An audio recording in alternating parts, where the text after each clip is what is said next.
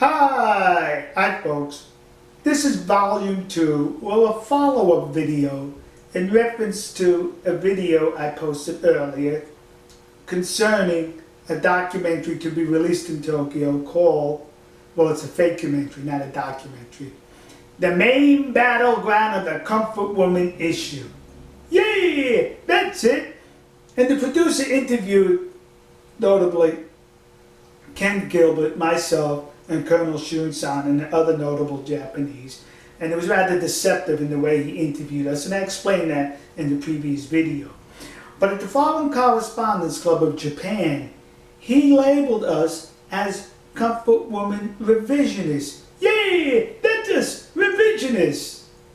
Allow me to explain where the real revisionists lie. Explain to you who the revisionists really are in reference to this whole issue. I think it was a university in Seoul, South Korea. They sent some people to the National Archives in Washington, D.C., College Park. It's outside of Washington. It's a repository for all government documents, military documents in this building. Well, they go there and they find a film that was shot by the United States Signal Corps during the Second World War, attached to a Chinese unit in China. And I remember, China at the time was allies to the United States, and that's why we attached a Signal Corps unit with them to document what was taking place and making film. They found this film, and in this film, they show these women coming out of some sort of a hut or a house, and they said that this was documented proof of these forced sexual slaves, comfort women. Yeah, that's what they were. Korean forced sex slave comfort women. Really? Shun and I went to the National Archives, and you know what we found out? Every time the Signal Corps sent in a canister of film, they also sent correspondent documentation. And according to the correspondent documentation, those were Chinese girls. Those girls were then held as prisoners of war by the Chinese. Wait a minute, somebody's reviving history here. Revisionist, so says I. Yeah!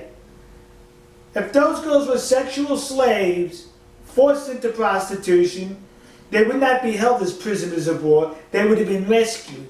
They were held as prisoners of war because they were well-paid prostitutes, volunteered for those positions to contribute to the high morale of the Japanese troops, thus making them enemy combatants to the Chinese.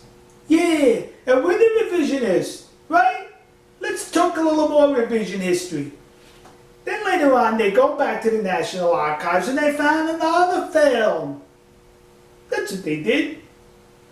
And this film shows dead bodies in an open pit. Now, they covered up the dead bodies because it's rather graphic. But what they were claiming in South Korea, that these were comfort women, Korean comfort women, murdered by the Japanese to avoid the advancing troops and thrown into a ditch.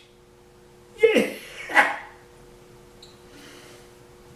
So once again, we searched the National Archives, and you know what we found?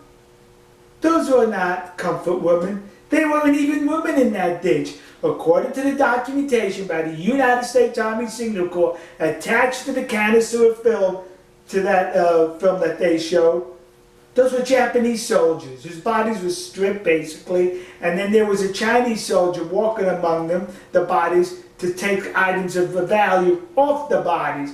Those were not even women. They were men, they were Japanese soldiers. But according to the mafia in Korea, the comfort woman mafia, those who are the comfort woman supporters, who are the real revisionists in this story, those were Korean women. But according to the person who shot the film, those are Japanese soldiers. So now this documentary, The Main Battleground of the Comfort Woman Issue, calls us revisionists, while those from the peninsula, they're the supporters. No.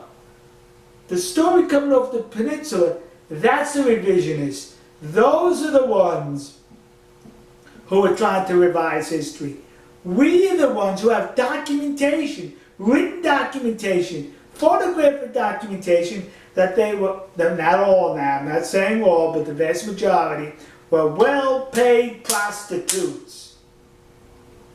Who ran the comfort women stations? A lot of them were Korean men themselves who ran the comfort women stations. And some of the customers at the comfort women station were Korean soldiers who joined the Japanese army.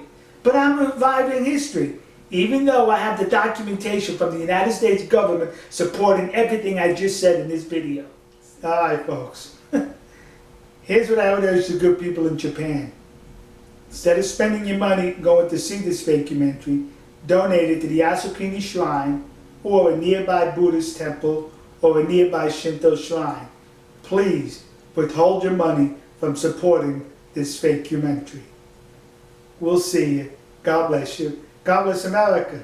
God bless the nation you happen to be in. And God bless our good friends and trusted allies in the land of the rising sun, Nihonkoku, Japan. See ya.